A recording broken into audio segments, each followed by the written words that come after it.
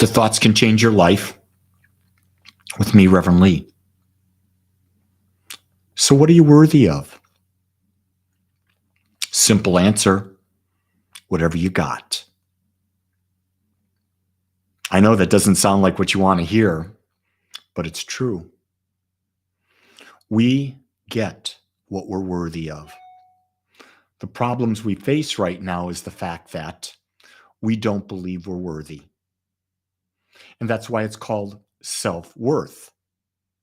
The more worthy we are about what we can have, experience, do, we attract that.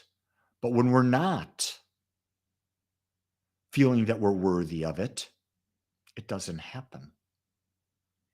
I think about growing up and the ideas that my parents placed in me.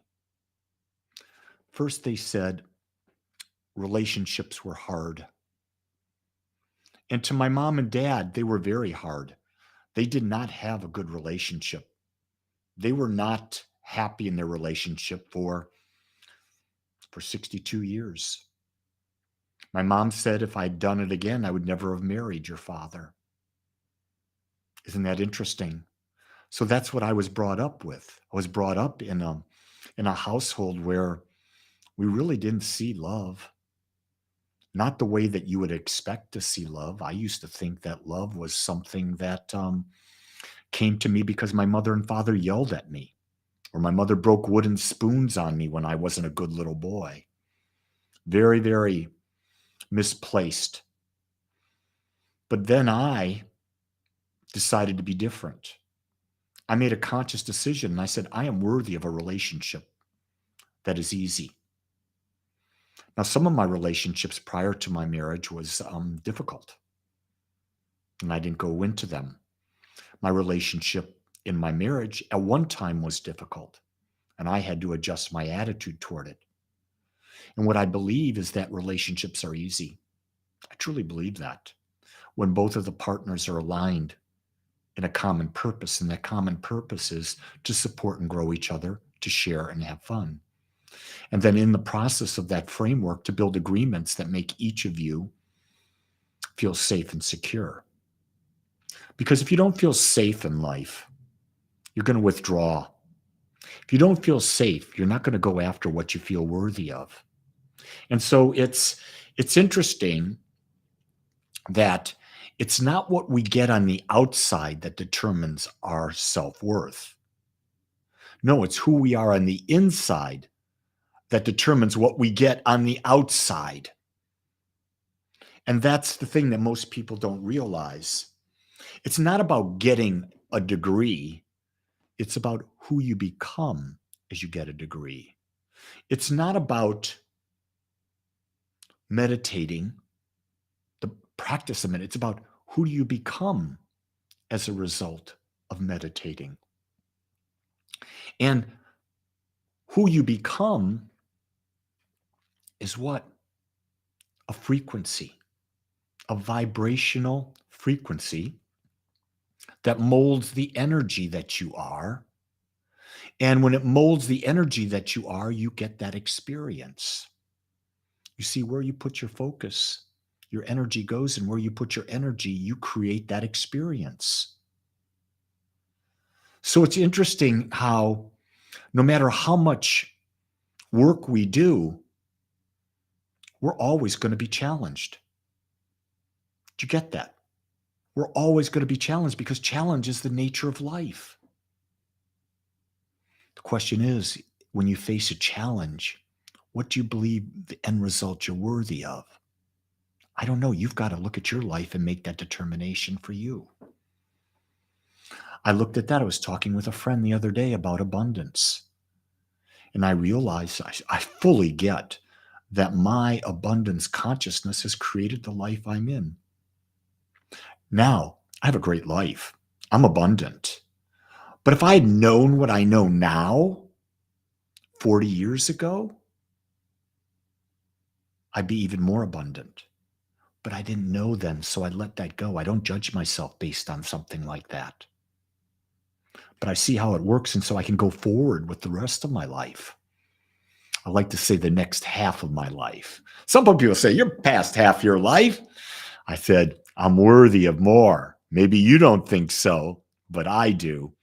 You see, I believe I'm worthy to live another 50 years, at least another 50 years, and function at the way I'm functioning today. Not functioning like an old person. No, functioning like I'm functioning today. Because at my age, I'm functioning at the level of 35-year-old, maybe even younger in a lot of cases, based on the way society is today. It's about, what do you believe about yourself? Do you believe you're worthy? The only one stopping you is you. To look for good outside of yourself, that's a fruitless task. The good is in you. Can you see it? Can you today sit down, take your watch, your phone, put the stopwatch on it, and click it and go 5 minutes? 5 minutes. And the whole time, say, I am grateful for this about me. I am grateful for this. I'm grateful for this, for 5 minutes nonstop. Just nonstop gratitude. Because when you do that, you'll say, oh my God, look at all that I've created. And what you're going to say is, my God, I'm worthy of a lot. Look at, I just forget how much I've got. I'm worthy of so much. So today, Saturday, 10 a.m., we do Healing Through Love on Zoom. I invite you to join me, because when we do this, you become a giver. Today, if you join and you're not one of the designated 2 healers, you're a giver. And when you give, you get back. Do you hear? When you give, you get back. So why not give love today, so that love comes back to you? It's just like a boomerang. What you give comes back. What you give comes back. I find that I love giving love, because I become more loving. And I sense it. I know it, for myself, for others, and for life. Love is the key to everything, but we don't really even understand what it is. That's why the first chapter of my book, The Power in You, is the power of knowing what love is. If you haven't gotten my book, go to Amazon, The Power in You by Reverend Lee. It's probably going to be one of the best books you've ever read. It's short, it's sweet, it's to the point. I go through 16 different powers that are already exist in you. And through using those powers, you get what you're worthy of. With that, my friends, that's my message for today. You get to create a life today. Only you determine what it is. I know what I'm going to do today. It's going to be expansive. I hope yours is too. Until tomorrow, aloha.